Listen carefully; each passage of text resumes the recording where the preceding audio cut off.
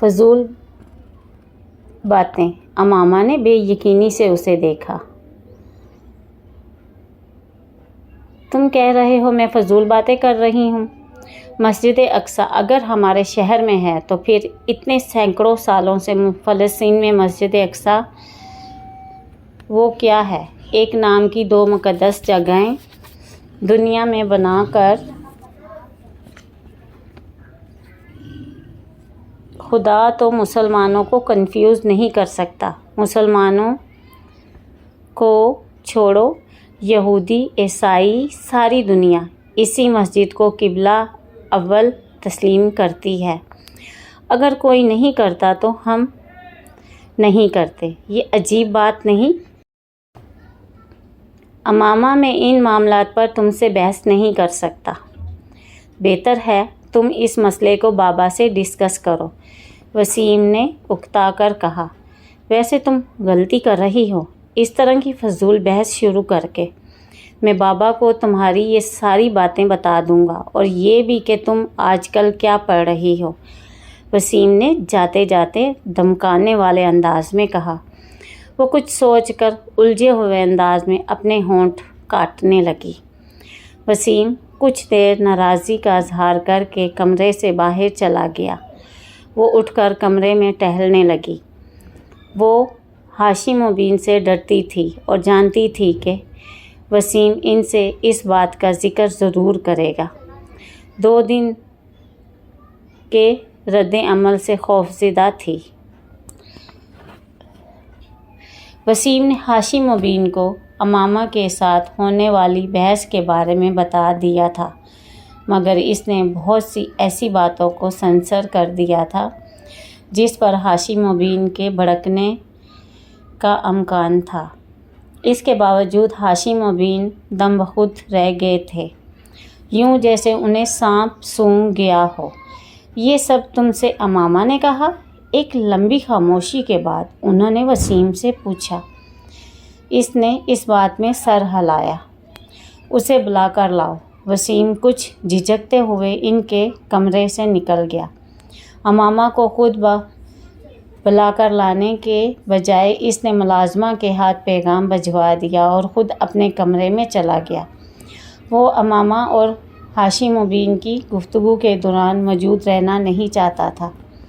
ہاشم و بین کے کمرے کے دروازے پر دستک دے کر وہ اندر داخل ہوئی تو اس وقت ہاشم اور ان کی بیگم بالکل خاموش بیٹھے ہوئے تھے۔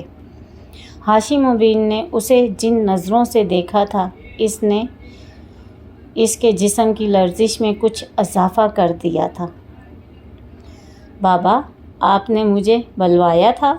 کوشش کے باوجود وہ روانی سے بات نہیں کہہ سکی۔ ہاں، میں نے بلوایا تھا۔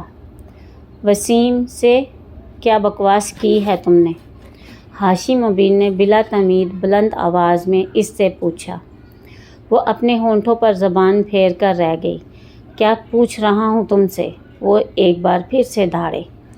شرم سے ڈوب مرنا چاہیے تمہیں۔ خود گناہ کرتی ہو اور اپنے ساتھ ہمیں بھی گناہ گار بناتی ہو۔ امامہ کی آنکھوں میں آنسو آ گئے۔ تمہیں اپنی اولاد کہتے ہوئے مجھے شرم آ رہی ہے۔ کون سی کتابیں لائی ہو تم؟ وہ مشتعل ہو گئے تھے۔ جہاں سے یہ کتابیں لے کر آئی ہو کل تک وہیں دے آؤ، ورنہ میں انہیں اٹھا کر پھینک دوں گا باہر۔ جی بابا، اس نے اپنے آنسو پونچھتے ہوئے صرف اتنا ہی کہا۔ اور آج کے بعد اگر تم نے جویریہ کے ساتھ میل جول رکھا تو میں تمہارا کالج جانا ہی بند کر دوں گا۔ بابا، جویریہ نے مجھ سے کچھ نہیں کہا، اس کو تو کچھ پتہ ہی نہیں۔ اس بار امامہ نے قدرے مضبوط آواز میں احتجاج کیا۔ تو پھر اور کون ہے جو تمہارا دماغ میں یہ خناس بھر رہا ہے؟ وہ بری طرح چلائے۔ میں خود ہی۔ امامہ نے کچھ کہنے کی کوشش کی۔ ہو گیا تم اپنی عمر دیکھو اور چلی ہو تم عقیدے جانچنے، اپنے نبی کی نبوت کو پرکھنے۔ ہاشم و بین کا پارا پھر ہائی ہو گیا۔ اپنے باپ کی شکل دیکھو جس نے ساری عمر تبلیغ میں گزار دی۔ کیا میں عقل کا اندھا ہوں؟ یا پھر تم مجھ سے زیادہ عقل رکھتی ہو؟ جمعہ 4 دن ہوئے ہیں تمہیں پیدا ہوئے اور تم چل پڑی ہو اپنے نبی کی نبوت کو ثابت کرنے۔ ہاشم بن اب اٹھ کر کھڑے ہو گئے۔ تم منہ میں سونے کا چمچ لے کر اسی نبی کی وجہ سے پیدا ہوئی ہو جس کی نبوت کو آج تم جانچنے بیٹھ گئی ہو۔ وہ نہ ہوتا تو سڑک پر دھکے کھا رہے ہوتے ہمارا سارا خاندان، اور تم اس قدر احسان فراموش اور بے ضمیر ہو چکی ہو کہ جس تھالی میں کھاتی ہو اس میں چھید کر رہی ہو۔ ہاشم بن کی آواز پھٹ رہی تھی۔ امامہ کی آنکھوں سے آنسو بہنے والے آنسوؤں کی رفتار میں اور اضافہ ہو گیا۔ بند کرو یہ لکھنا پڑھنا اور گھر بیٹھو۔ تم یہ تعلیم حاصل کر رہی ہو جو تمہیں گمراہی کی طرف لے جا رہی ہے۔ ان کے اگلے جملے پر امامہ کی سیٹی گم ہو گئی۔ اس کے وہم و گمان میں بھی نہیں تھا کہ وہ اسے گھر بٹھانے کی بات کریں گے۔ بابا آئی ایم سوری، ان کے ایک جملے نے اسے گھٹنے ٹیکنے پر مجبور کر دیا تھا۔ مجھے تمہاری کسی ایکسکیوز کی ضرورت نہیں ہے، بس کہہ دیا ہے کہ گھر بیٹھو تو گھر بیٹھو۔ بابا میرا مطلب یہ تو نہیں تھا۔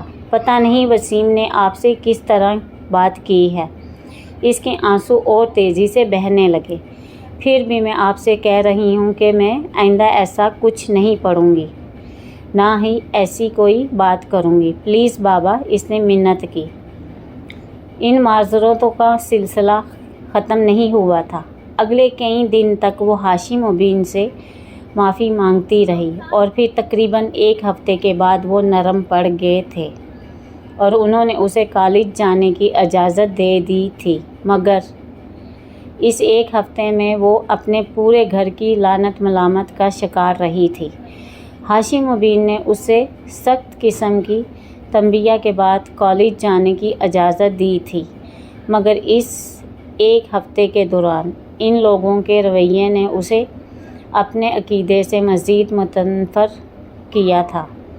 اس نے ان کتابوں کو پڑھنے کا سلسلہ روکا نہیں تھا، بس فرق یہ تھا کہ پہلے وہ انہیں گھر لے آتی تھی، اب وہ انہیں کالج کی لائبریری میں ہی پڑھ لیا کرتی تھی۔ FSC میں میرٹ لسٹ پر آنے کے بعد اس نے میڈیکل کالج میں ایڈمیشن لے لیا تھا۔ جویریہ کو بھی اسی میڈیکل کالج میں ایڈمیشن مل گیا تھا۔